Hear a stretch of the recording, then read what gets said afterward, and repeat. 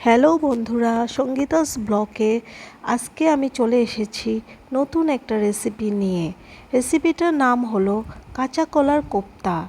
এখানে আমি দুটো কাঁচা কলা নিয়েছি। তারপর এটাকে ছোট ছোট টুকরো করে নিলাম। টুকরো করে এটাকে ভালো করে ধুয়ে নিলাম। ধুয়ে নেওয়ার পর প্রেসার কুকারে এটাকে দিয়ে দিলাম। দিয়ে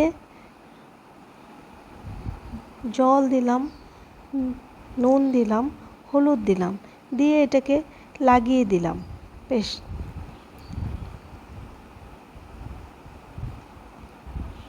লাগিয়ে দুটো সিটি মেরে দিলাম।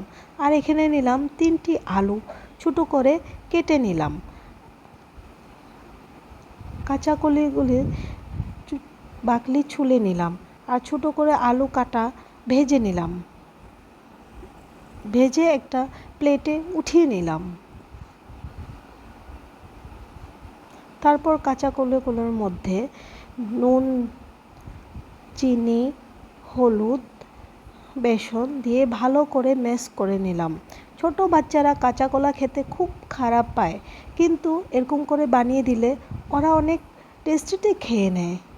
আপনারাও ঘরে বাচ্চা থাকলে ট্রাই করবেন। ট্রাই করে দেখবেন বাচ্চারা খুব মস্তি করে খেয়ে নেয়। এখানে ভালো করে ম্যাশ করে নিলাম। ম্যাশ করে ছোটো আকারে বল করে গরম তেলে এক এক করে ভেজে নিলাম। এক এক করে ভেজে নিলাম। ভেজে উঠিয়ে রাখলাম। তারপর একটা মিক্সিং জারে টমেটো, আদা, কাঁচা লঙ্কা বেটে নিলাম। তারপর এখানে কিছু মশলা নিয়ে নিলাম। তারপর কড়াইতে দিলাম শুকনো লঙ্কা, তেজপাতা, গোটা জিরে দিয়ে তারপর পেস্ট করা মশলাটা দিয়ে দিলাম। দিয়ে ওটার মধ্যে লবণ, চিনি দিয়ে ভালো করে নেড়ে নিলাম।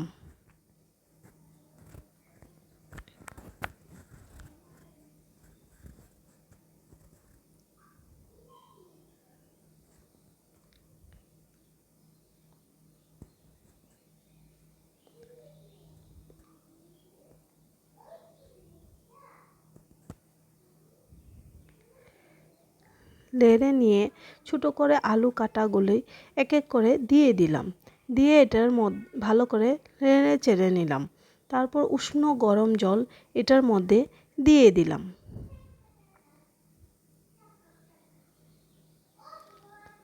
জল দিয়ে আবারও ভালো করে নেড়ে নিলাম।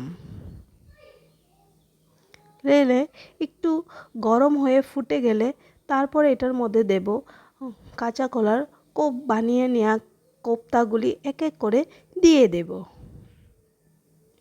দিয়ে তারপরে এটার মধ্যে দিব শাহি গরম মশলা